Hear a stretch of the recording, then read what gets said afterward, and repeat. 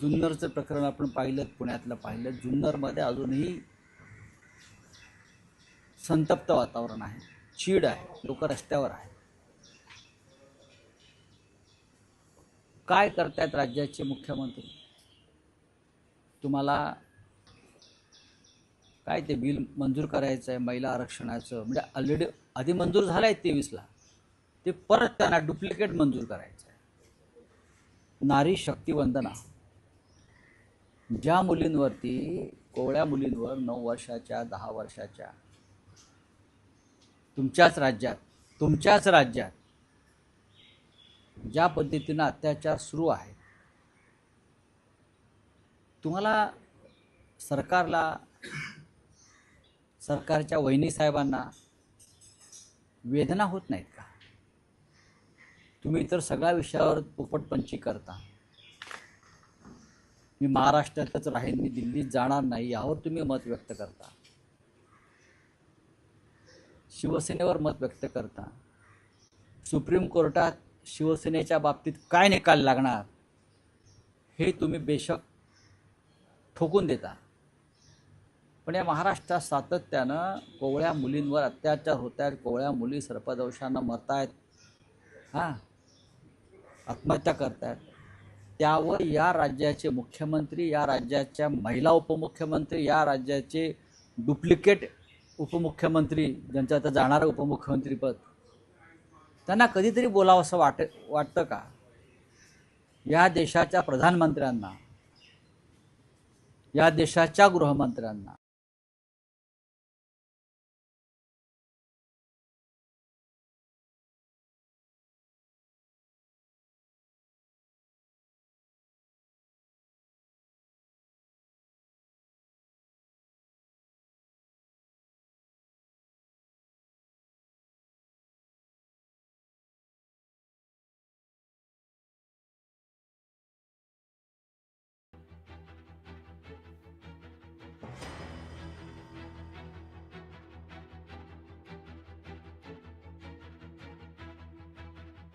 अपयशी failure home minister आहे.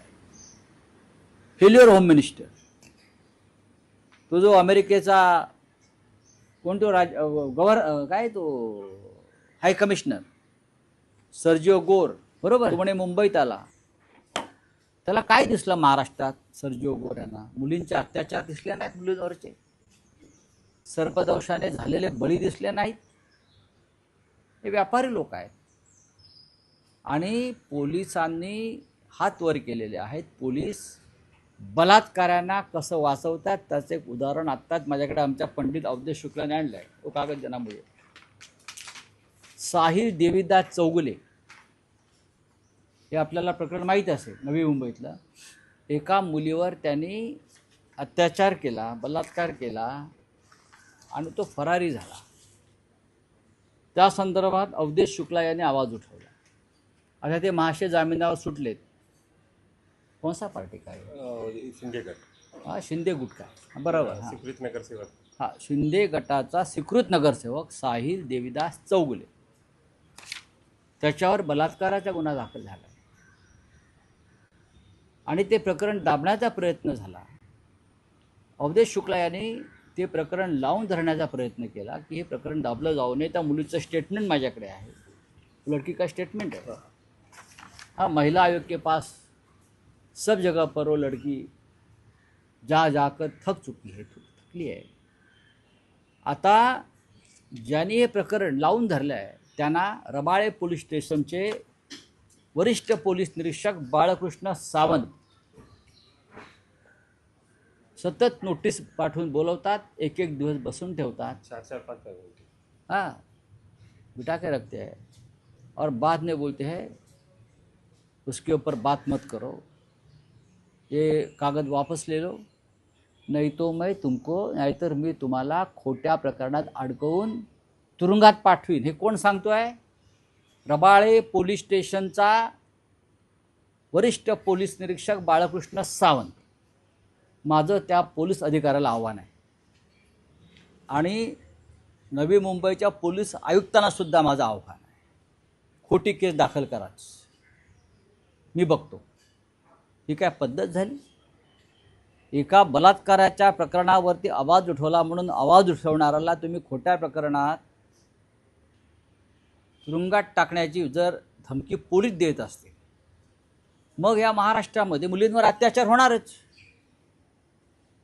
पुण्यात होतील, जळगावात होतील, नाशिकमध्ये होतील, मुंबईत होतील. कारण पोलिसांना कायद्याचं पालन करावं अशी इच्छाच होत नाही आहे. विशेषतः अशा प्रकरणामध्ये तुम्हाला आया बहिणी नाही आहेत का? आणि नारी शक्ती वंदना बिल आणते सरकार. नवी मुंबईच्या पोलीस आयुक्तांना माझं आव्हान आहे, चांगले ग्रोस्त आहेत मिलिंद भारंबे, हे प्रकरण जे आहे रबाळे पोलीस स्टेशनचं धमकीचं, हे वेळीच मार्गी लावा, नाहीतर मी मार्गी लावतो. मला माहिती आहे कसं मार्गी लावायचं ते. बलात्काराच्या प्रकरणांना पोलीस संरक्षण देता, कायद्याचं संरक्षण देता गुन्हेगारांना तुम्ही, बलात्कारांना का? हा जो कोणी गुन्हेगार आहे साहिल देवीदास चौगुले, हा शिंदे गटाचा आहे, सत्ताधारी गटाचा आहे. म्हणून राज्याचे उपमुख्यमंत्री शिंदेना माझा विचारणं आहे, तुम्ही अशा प्रकरणांना पाठिंबा देत आहात का? बलात्काराच्या रमेश म्हात्रे तुरुंगात गेला आणि तुम्ही ह्याला वाचवत्या बलात्काराच्या प्रकरणामध्ये. क्या है? साहिल है और हाँ है क्या है नहीं, सावंत पुलिस के साथ सब चल रहा है उनका. हां, तर हे जे आहे अशी प्रकरणे या महाराष्ट्रात घडत आहेत. त्याच्यामुळे पुणे, जुन्नर, संपूर्ण राज्यभरामध्ये मुलींवर अत्याचार सुरू आहे. कारण पोलीस त्या अत्याचार करणाऱ्यांच्या मागे आहेत आणि आवाज उठवला की खोट्या प्रकरणात टाकेन, कारण वरून दबाव आहे. मग कधी भाजपचा असतो, कधी मिंध्यांचा असतो, कधी राष्ट्रवादी काँग्रेसचा असतो, अजित पवार गटाचा. ही अत्यंत गंभीर गोष्ट आहे. हां, आता विचार.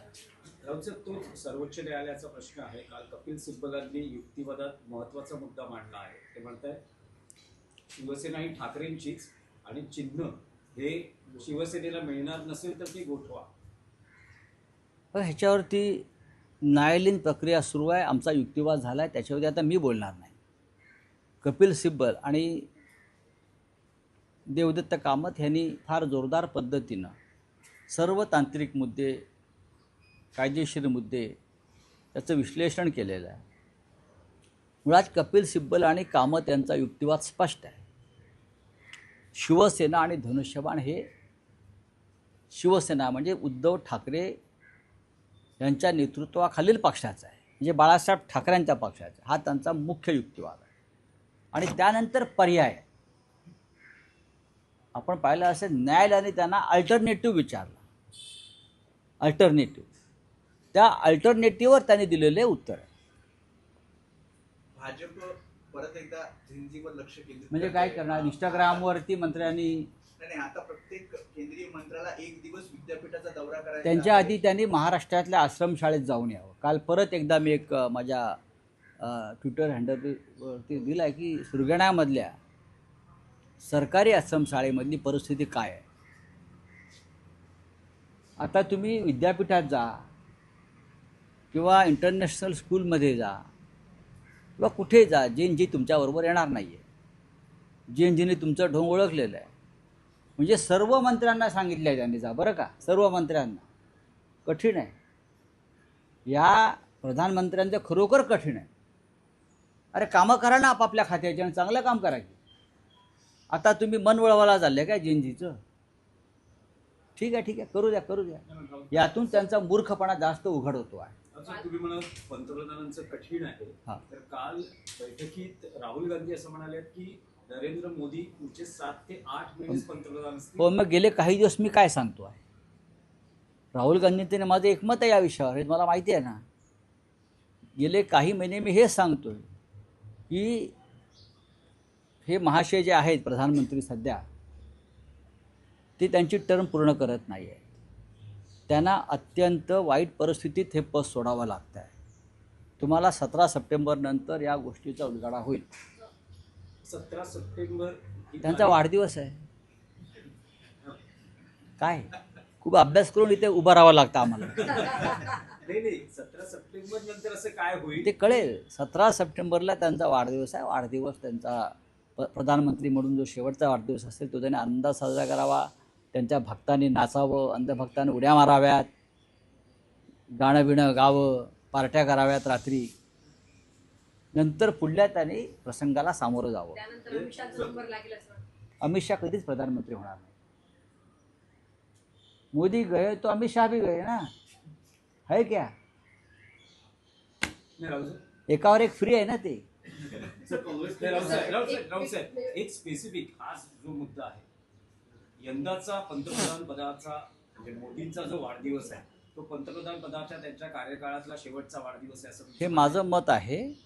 माझ्याकडे जी काय आकलन आहे किंवा राहुल गांधी जे सांगतात, आम्ही जी काय चर्चा करतो, आमच्यासमोर जे काय तथ्य येतात, जसं आम्ही म्हणालो की लाल किल्ल्यावर त्यांचे प्रधानमंत्री म्हणून शेवटचं भाषण, तसं हा प्रधानमंत्री म्हणून त्यांचा वाढदिवस कदाचित शेवटचा असेल. हे जवळजवळ जागतिक स्तरावरचं मी चित्र सांगतो. कोकणामध्ये राष्ट्रवादी आणि काँग्रेस, राष्ट्रवादी आणि शिवसेना शिंदे गटामधला वाद जो आहे तो काही संपत नाहीये.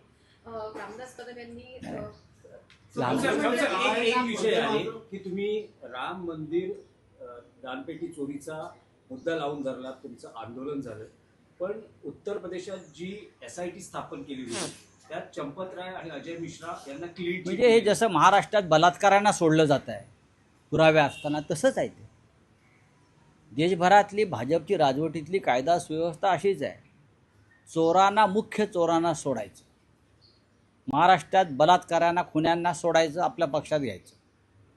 जसं साहिल देविदास चौगुले ही व्यक्ती शिंदे गटामध्ये आहे, म्हणजे आपल्या पक्षात घ्यायचं. तसे चंपतराय, महाराष्ट्रात पण नाशिकला चंपतराय आहेत नाहीत, सर्वत्र आहेत. चंपतराय, अनिल मिश्रा हे सर्वत्र आहेत.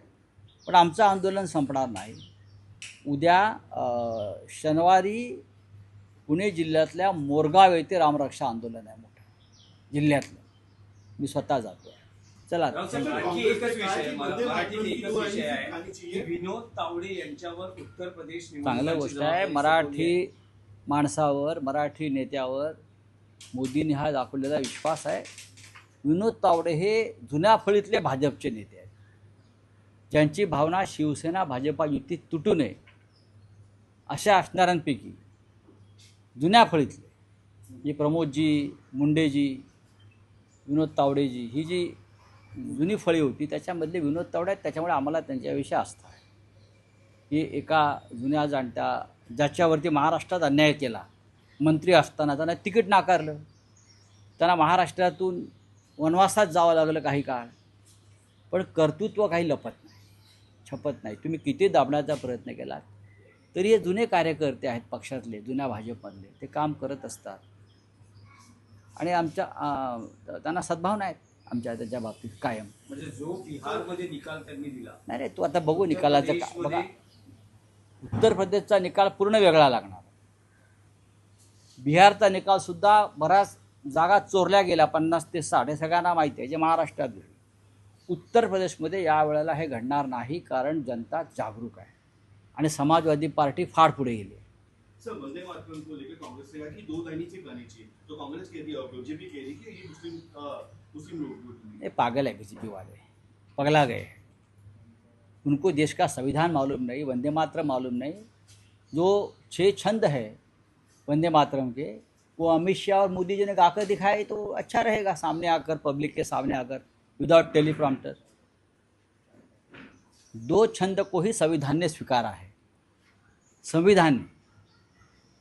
और देश के स्वतंत्रता संग्राम से पहले कांग्रेस वर्किंग कमेटी में रविंद्रनाथ टैगोर जी के सूचना पर ये 2 छंद का स्वीकार किया है. भारतीय जनता पार्टी गुरुदेव रविंद्रनाथ टैगोर से बड़ी नहीं है, ऊपर नहीं है, समझा. ये हिंदू मुसलमान करना चाहते हैं, उसमें करने दो उनको. चलो. जेनजी और जो बीजेपी कांग्रेस जो है वो जेनजी और चंदा चोरी पे देश भर में आंदोलन करने वाली, तो क्या आप इसके साथ हो? हम भी कर रहे हैं, हमारा भी आंदोलन चल रहा है. पूरा देश में चंदा चोरी, राम मंदिर की दान पेटी की लूट, उस पर आंदोलन चल रहा है. हमारा शनिवार को पुणे में बड़ा आंदोलन है, हम करेंगे. Thank you.